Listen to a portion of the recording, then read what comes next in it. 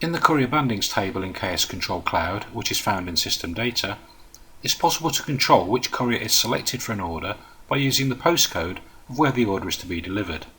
Bear in mind that the system will only consider the first half of a postcode and not the street level portion. In the first example, we've used a single postcode, LN15, which means that any addresses where the postcode starts with LN15 will use this courier. Bear in mind that for postcodes containing two numerical digits, both digits must be used. In other words, LN1 will only cover LN1 and not LN11, 12, 13, etc. Our second example shows that it's possible to also use postcode ranges.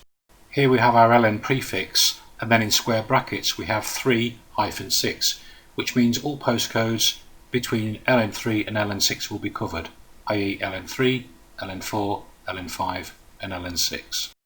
The third example shows that we can cover multiple non-consecutive postcodes by separating them with a comma. Just like with the second example, we can also use ranges with double-digit postcodes.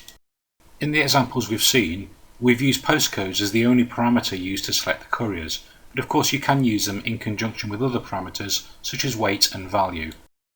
If in doing so you have the potential for two different valid couriers to be selected, then you may need to use priorities. In our instance, the postcode LN15 is covered by both the first example and the fourth example, because it falls within the range of the fourth example. We've prioritised the first example as priority 1 and the fourth example as priority 2, so that if the system has to choose between the two, it will choose the first example as it's the highest priority. Another tip here is that different postcode ranges can also be used separated by commas. Thanks for watching.